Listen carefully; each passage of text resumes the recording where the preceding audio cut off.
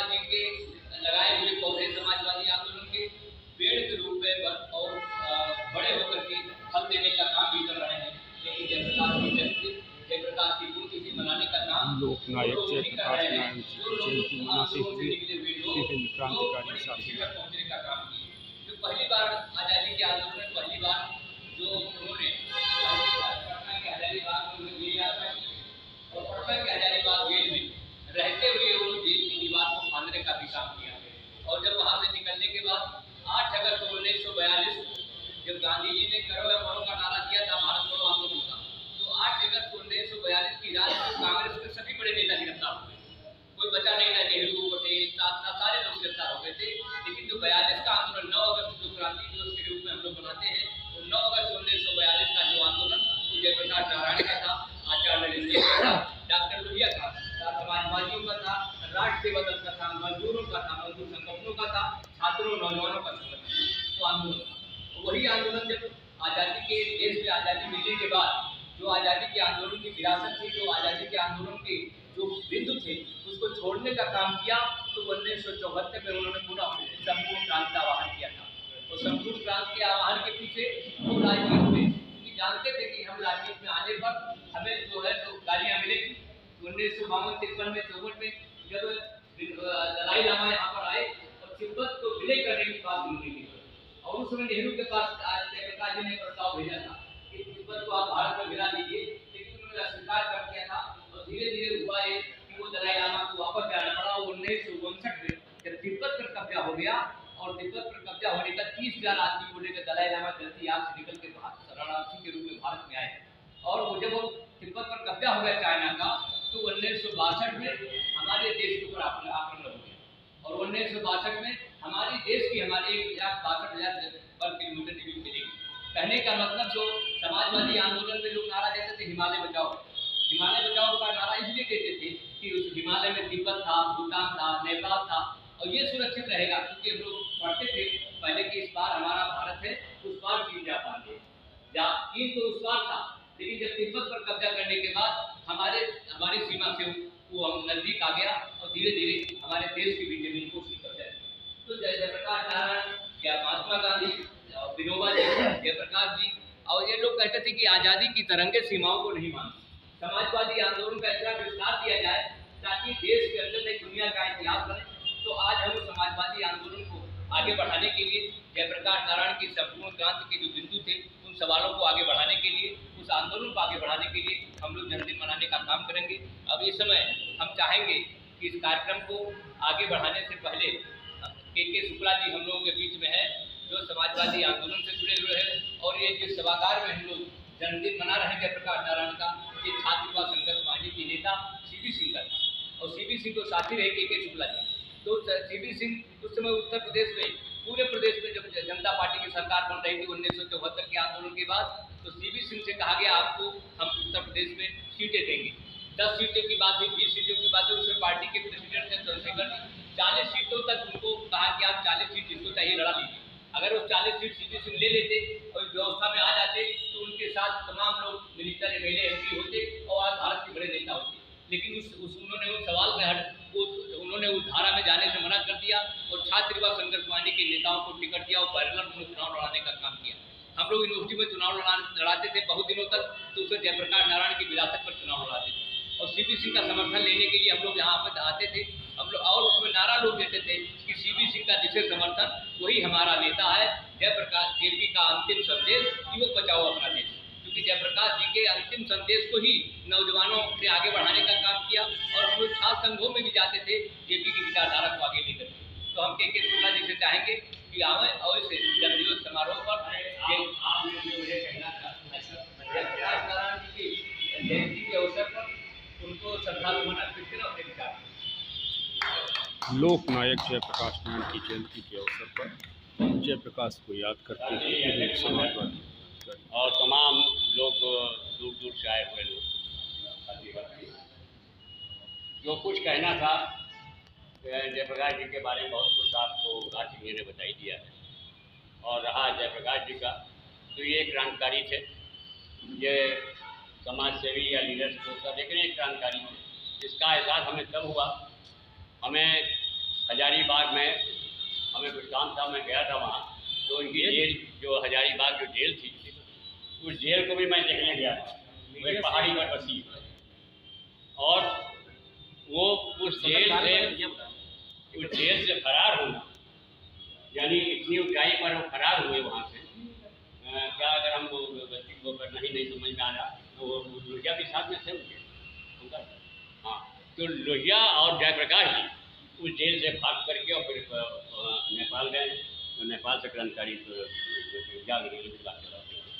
बाकी तो तमाम बातें जो उन्होंने उनसे जो संबंधित हैं वो आपको ओंकार सिंह ने बता दी। और जहाँ तक है गांधी और इनमें कोई फर्क नहीं। गांधी जी ने जितने कानून उन्होंने तोड़ा, जितने जो भी हुआ उसमें जयप्रकाश जी का भी अंत समय था। लेकिन दुर्भाग्य यही रहा कि गांधी जी को भी गोली मरवा दी गई, उनको तो जीते जी खरी मरवाई, लेकिन इनको तो हमारी जनता पार्टी के लोगों ने संपूर्ण क्रांति की योद्धा को जीते जी उन्होंने मार दिया। उनका जो है अस्पताल में भर्ती से बीमार थे उस समय, और इनको कर दिया गया कि जयप्रकाश जी जो है उनकी डेथ हो गई, उनकी मृत्यु हो गई।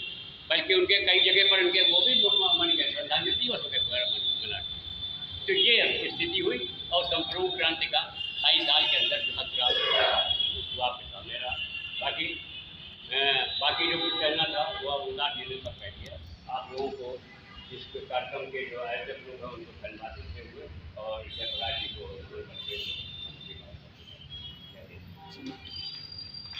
कार्यक्रम के संयोजक भारत जागृति अभियान के नेता योगेंद्रनाथ उपाध्याय जी से चाहेंगे कि इस कार्यक्रम की जयंती के पृष्ठभूमि के बारे में, जेपी के समग्र क्रांति के बारे में विचार देखिए और श्रद्धा सुनाना चाहिए।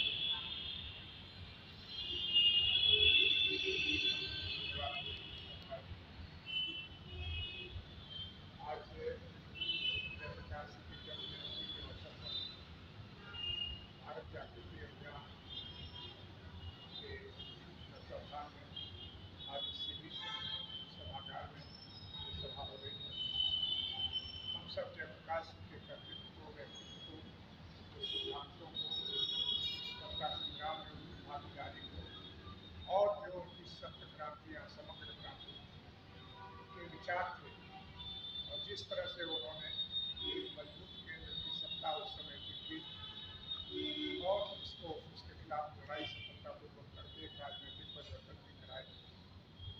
उसके बाद भी बहुत सी घटनाएं हुई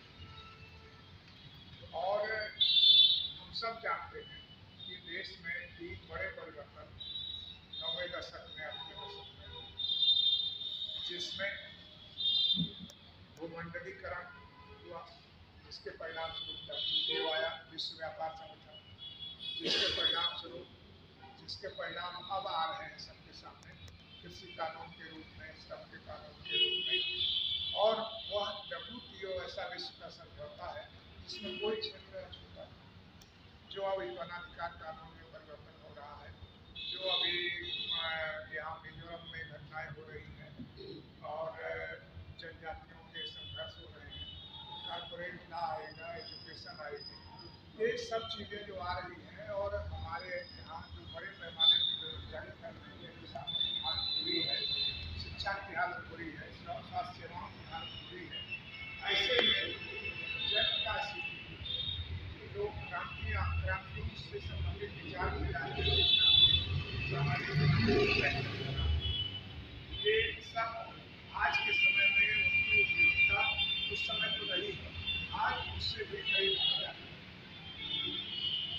इस परिप्रेक्ष्य को समझना होगा और हम सब अगर इसी को ध्यान में रख करके विचार रखेंगे तो केवल ये नहीं होगा कि हम जयप्रकाश के उस समय के कर्तृत्व को याद कर रहे हैं, जयप्रकाश की वैचारिक यात्रा को आज के परिप्रेक्ष्य में हम जोड़ करके और अपने जो हमारी समस्याएं हैं समाज की, जो राजनीतिक क्रांति हुई थी वो जयप्रकाश के समय में ही, जो इनके राजनीति के आज जो केंद्र की सरकार भारतीय जनता पार्टी की है, जो विभिन्न क्षेत्रीय दलों की सरकारें हैं, ये विभिन्न राज्यों में हैं, तमाम का उदय जयप्रकाश की राजनीतिक क्रांति परिणाम स्वरूप। लेकिन जो उनकी सोच थी राइट टू रिकॉल, जो जनप्रतिनिधि ठीक न काम करे उसको वापस किया जाए, सब लोग अपने संपत्ति का ब्यौरा दें, भ्रष्टाचार में लिप्त ना हो, अपराधी ना हो, उन सब की शव यात्रा उनके समय में ही चाहिए।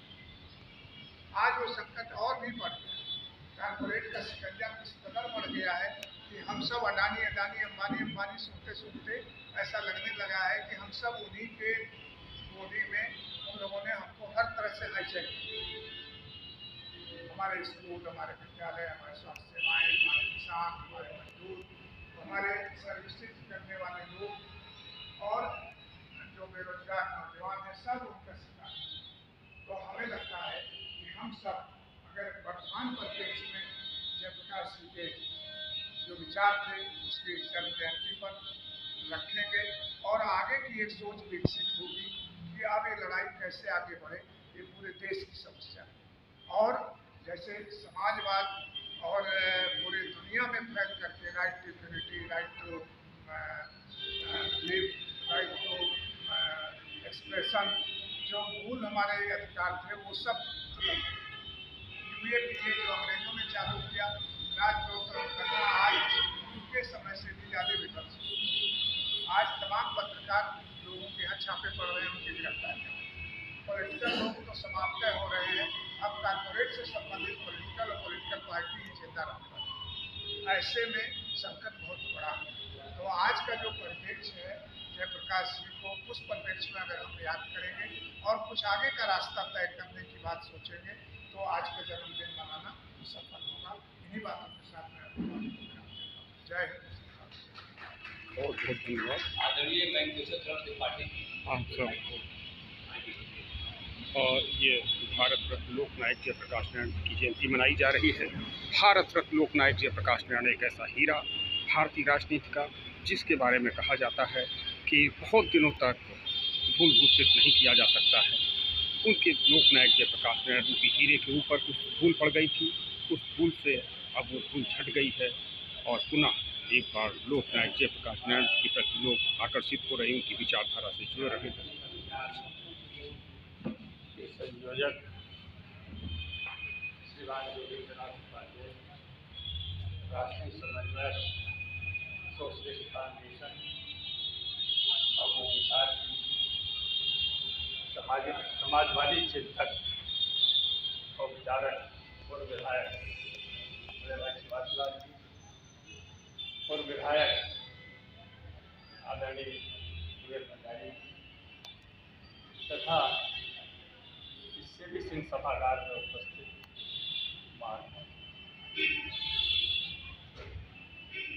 अभी 3 दिन पहले इसी सभागार में आप लोगों ने जयप्रकाश मनाई और आज 11 अक्टूबर 2023 को उनकी जन्मतिथि मना रहे हैं। इस अवसर पर जयप्रकाश जी के बारे में बहुत विस्तार से हमारे बड़े भाई ने बात की है। आपके समक्ष जो है उनका जीवन वृत्तांत प्रस्तुत किया है और हम सब लोग, मैं चाहूँगा सुभाषलाल जी को कहने के लिए तो कुछ बातें मेरे भी जहन में हैं वो मैं कह सकता हूँ, लेकिन वो चीज़ें जब सुभाषलाल जी बताएंगे आपको तो वो चीज़ें दिल पर जो है एकदम गुरेज करके जगह बात कोई छोटी नहीं और न कोई बड़ी, उसका असर छोटा या बड़ा होता है। जयप्रकाश जी के संबंध में मेरे जैसा अगला आदमी उनके व्यक्तित्व का क्या मूल्यांकन कर सकता है, मेरी क्या समझ, हो ही नहीं सकता। जयप्रकाश के बारे में समकालीन जो विद्वान हुए, आप इससे विचार हो रहा है। अच्छा हाँ, इससे विचार हो रहा है। भारत रत्न लोकनायक जयप्रकाश नारायण एक ऐसा महान व्यक्तित्व जिसको आज सब याद कर रहे हैं। लोग यह कहने के लिए मजबूर हो रहे हैं, विवश हो रहे हैं कि भारत रत्न लोकनायक जयप्रकाश नारायण एक ऐसा व्यक्तित्व है, महान व्यक्तित्व है जिसके बारे में कहा जा रहा है कि alive dead Jayaprakash is most dangerous for alive JP for governments rules. शासन की नीतियों के लिए, शासन के लिए लोकनायक जयप्रकाश नारायण, जो जिंदा लोकनायक जयप्रकाश नारायण था, उसकी अपेक्षा आज हमारे बीच जो जयप्रकाश नारायण नहीं है अपने शरीर के रूप में, वह शरीर के रूप में जो नहीं है जयप्रकाश नारायण, वह शरीर के रूप से भी बड़ा खतरनाक साबित हो रहा है इस जनमानस के लिए, जनता के लिए, सरकार की नीतियों के लिए खतरनाक साबित हो रहा है। जनता को आशा और उम्मीदों की किरण है जयप्रकाश। तो जयप्रकाश के प्रति बहुत से कार्यक्रम हुए आज इको गार्डन लखनऊ में, जहाँ एक तरफ कृषि मेला लगा, हजारों लाखों की तादाद में जयप्रकाश के अनुयायी पहुँचे। वहीं आज इस हजरतगंज स्थित सभागार में भी लोग पहुँच रहे हैं, जयप्रकाश को श्रद्धांजलि दे रहे हैं, जयप्रकाश को याद कर रहे हैं और जयप्रकाश के सपनों का भारत बनाने के लिए प्रयास कर रहे हैं। आप सब देखते रहिए जनता खबर और लोकनायक जयप्रकाश नारायण के बारे में अपने विचार साझा कीजिए, अपनी बातें बताइए, अपना कमेंट कीजिए, लाइक कीजिए, शेयर कीजिए। आप सब देखते रहिए जनता खबर। 11 अक्टूबर लोकनायक जयप्रकाश नारायण जयंती की आपको बहुत बहुत बधाई। आप सब देखते रहिए जनता खबर। इन प्रकाश बौद्ध, लखनऊ।